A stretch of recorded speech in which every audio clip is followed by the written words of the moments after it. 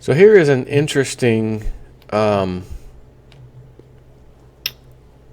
from Silver Doctors. I sent myself a couple days ago. Just took a little long weekend of a break, if you know what I mean, which is why I haven't done any videos in the last few days. But this was from John Rubino of dollarcollapse.com.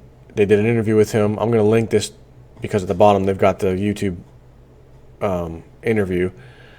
But the summary is essentially what I want to tell you, talk to you about.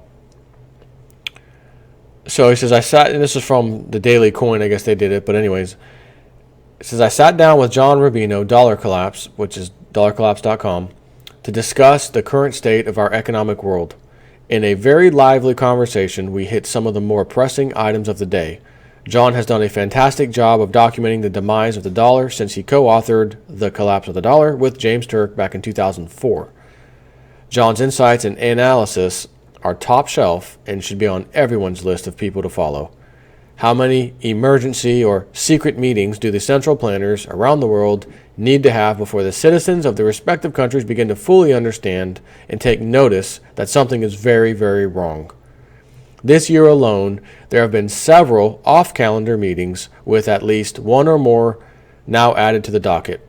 The G20 central planners have just scheduled an emergency meeting for summer 2016. What will the topics be? Could it possibly be the fact that the global economy is on the verge of total collapse, with the Baltic Dry Index, Shanghai Containerized Freight Index, not to mention commodities, all spiraling out of control to the downside? Do you think there may be a reason for the people to be concerned? My guess is that they could care less and are simply meeting in order to determine how the remaining wealth in their respective countries will be divided as the global economy continues to grind to a halt. If one simply looks at the following line items, it is clear for anyone to see something is about to hit the fan, and it's not anything anyone wants hitting the fan. Here's a few stats. 45 million people are still on food stamps. So I've mentioned this many times. I think it was over 45 million. There was only 24 point something million, I think, in 2007, 2008. Then the crisis hit, and we have not dropped that number. You can't say the recession's over, or anyone talking bad about the economy is peddling fiction. You can't say these things when that one stat is punching you in the face with reality. Moving on, some estimates as high as 10 million refugees flooding into the European Union. Non-stop wars of aggression involving NATO, Russia, Syria, and several other countries. Financial crisis that began in 2008 and has not been addressed, and the problems that started that year have grown larger and far deeper. Correct. Matter of fact, I got the right background. I was play my little sound effect. I don't have the sound effect with me, I don't think. Hey, since I got the game show background, stand by 1 second. Let's try that again. Financial crisis that began in 2008 has not been addressed, and the problems that started that year have grown larger and far deeper. Is that a correct answer? That is correct. Moving on. Banking system in the European Union, especially Italy, is under enormous stress due to faulting and fraudulent accounting. Is that a correct answer? That is correct. Banking system, actually Federal Reserve in this case, balance sheet is at $4 trillion and U.S. debt is at $20 trillion and counting. Is that a correct stat? Yes, it is. U.S. presidential candidates Donald Trump and Bernie Sanders garnering global attention as the citizens of the United States seeks alternatives to the current embedded criminal politicians. Japan instituting a negative interest rate policy for their sovereign bonds. Japan has basically been in a recession for over 20 years. China is manufacturer to the world, and with economies slowing down or shutting down, there is no reason to manufacture products. Venezuela has entered into currency collapse. No one will admit it or call it what it is, but the country has no currency, and the people are literally starving to death, as I've been covering relentlessly lately. These are just a few of the items that are currently hampering growth for individual citizens in individual Western nations as well.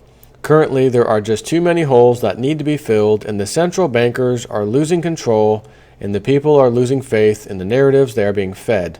Once faith is lost en masse, the show will become a lot more interesting and a lot more dangerous. In order for the show to remain at arm's length, people need to understand their role in what is happening. We must have certain items in our possession at all times in order to avoid being swept away in the wave of economic collapse. Will this be a wave like you would see on TV? Of course not. The wave was launched in 2008 and has been gathering momentum ever since. It will simply wash over your remaining wealth and leave even more destitute, leave you more destitute than is your current situation.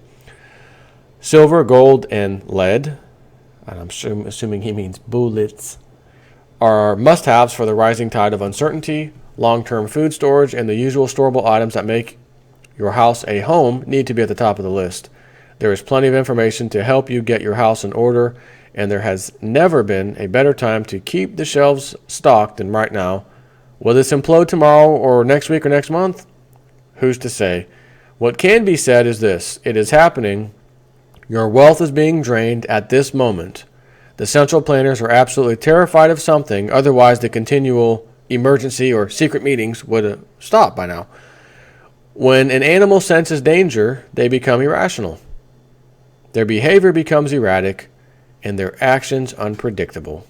This is exactly what we are witnessing with the central planners around the world.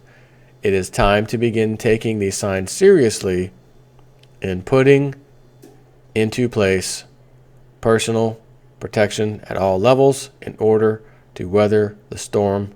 And don't forget your popcorn. So, according to Obama, JSNIP 4 is peddling fiction. Mr. Obama, is that your final answer? Oh, I'm sorry, that is incorrect. JSNIP 4 is not peddling fiction. Well, till we meet again, take care.